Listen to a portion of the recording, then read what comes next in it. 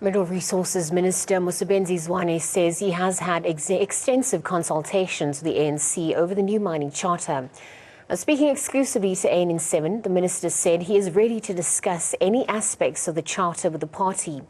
This comes amid reports that the ANC has an urgent meeting with Zwane over the new mining charter. Well, I respect my organization's views. I'm a disciplined member of the ANC. But what I can say here and now, I have consulted all the stakeholders that I needed to consult. I also went to my party, raised this matter, debated the matter before I finalized it. And I'm ready to be engaged on any front concerning this charter. But where I stand, this charter, the ANC itself is happy about this charter because I have consulted. If there are issues they want to raise with me as a disciplined member of the ANC, I'll go and listen. The Chamber of Mines, on the other hand, says it will take the document on review, citing a lack of consultation from the department. Minister of Mineral Resources, Zwane, refuted this claim, saying he consulted with 60 stakeholders before finalizing the charter. The Chamber of Mines says the minister alerted them an hour before the launch about gazetting the charter. Zwane, in turn, claims that this meeting was just a courtesy call and not an official consultation. The department insists they've done everything relating to the charter by the book. The Chamber says there's a lack of consultation from the Department of Mineral Resources, where the department refutes this, saying it consulted with up to 60 stakeholders and met with the Chamber of Mines 4 times. The Chamber says the charter set unworkable targets.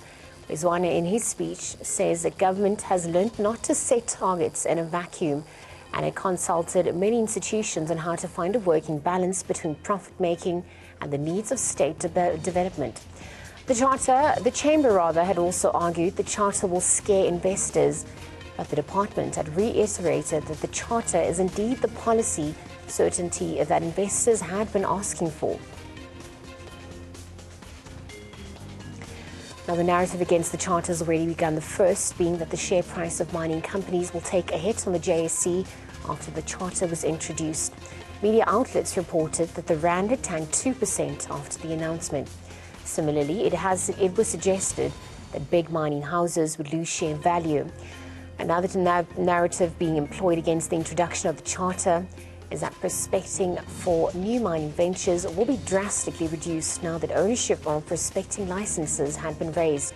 The idea that the charter will spur more job losses in the industry has also made its way to the media.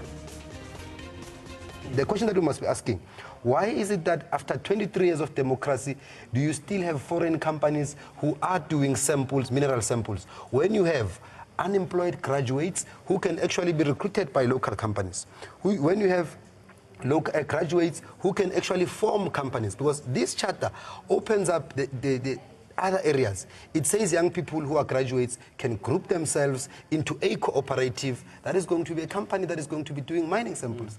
That's what the charter is doing. Therefore, where I am sitting, we see meaningful beneficiation that is going to come out of this. The ANC is going to be the first to try to stop Minister Zwane. That is why it's so important for us as a society, those who want a radical economic transformation, want the wealth of the country, which has been stolen by whites, to return to our hands, to support the minister 100%, and to take action. Like, we are going to certainly pick at the meeting of the ANC when they call a Minister Zwane. The ANC spokesperson, Zizi Koda, is already on record to say some of them are not happy because they are concerned that a mining charter such as this would affect jobs. South Africa suffers from serious lack of jobs. A radical transformation will create jobs, will create ownership, will take us out of the current slavery, enslavement to white capital.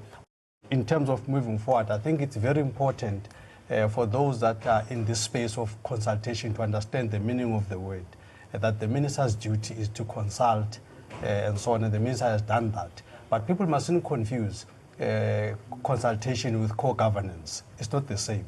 So if you've been consulted and you don't like the outcome, after being consulted, that does not mean that the show must stop. It still means the minister must proceed, as it were. So I sit here and I think that the minister is supported with a very diligent team of professionals. They would have ticked all the boxes to make sure that the stakeholders have been consulted. This is a multi-stakeholder document. It does not have or encompass all that we wanted as a union, especially for our members, but there are elements which we can live with. Some of those elements includes employee share ownership schemes, which we had pushed for 10% to be a minimum, but in the charter is put for 8% for employees and communities, which is something that we can live at. It's a milestone towards achieving that economic transformation that is inclusive of workers and communities. Questions are, can consultation be a requirement for radical transformation? Does the Chamber of Mines opposition betray transformation? And lastly, is it time to repeal or perhaps to repeal the trickery of once empowered, always empowered principle?